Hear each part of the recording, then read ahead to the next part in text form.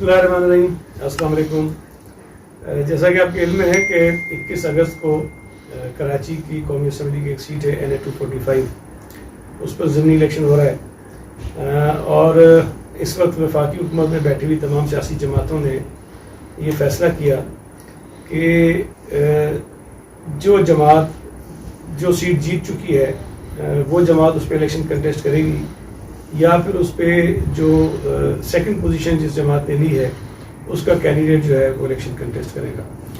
और इस तरह से NA 245 पर MQM के जो कैंडिडेट थे उस वक्त उनकी सेकंड पोजीशन थी, और इस फार्मूले की वजह से पाकिस्तान पीपल्स पार्टी को अपना जो कैंडिडेट है, मेरे साथ बैठे हैं दानिश खान साहब, और बड़ी मेहनत कर रहे थे, हम खुद बड़े पुरजोश थे, लेकिन ये पार्टी का फैसला है कि दानिश खान साहब जो है वो सिलेक्शन से रिटायर होंगे और हम MQM की हिमायत करेंगे।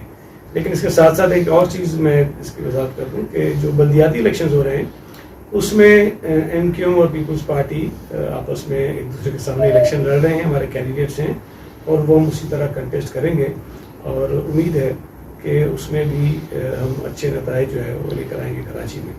तो ये NA 245 के कैंडिडेट है, मैं चाहूँगा कि कुछ ही आपसे बात करेंगे, और पाकिस्तान पीपल्स पार्टी के जो कैंडिडेट है दानिश खान साहब ये रिटायरमेंट लेंगे। बहुत शुक्रिया। थैंक यू सैद भाई। ये तो देखिए, बात सुने, ये इट्स अ पार्ट ऑफ हमारे पॉलिटिक्स का हिस्सा है। और पार्टी को ज्वाइन किया 1 महीना हो गया, पार्टी ने कहा कि आप इलेक्शन लड़ें, बाई इलेक्शन। मैंने कहा लब्बैक का इस पे, और आज पार्टी का फैसला है कि भाई मैं विड्रॉ करूँ या रिटायर हूँ, तो I don't have any problem. बस ठीक है, जो पार्टी का फैसला है वो अटल फैसला है, अब इसको एक्सेप्ट करता हूँ। और बाकी जो सईद भाई ने कहा कि बल्दियाती इलेक्शन जो है वो 28 तारीख को है, हम उसको भरपूर तरीके से लड़ेंगे, और हमारे सामने जितने भी जो है वो पार्टीज हैं जो भी लड़ रही हैं, हम उनका भरपूर मतलब इस तरह लड़ेंगे जैसे हम इलेक्शन लड़ते हैं। और इंशाअल्लाह ताला हमारी बल्दियात में पीपल्स पार्टी को बहुत कामयाबी होगी, और इंशाअल्लाह ताला अल्लाह ने चाहा तो कराची में जो मेयर जो है वो पाकिस्तान पीपल्स पार्टी का है।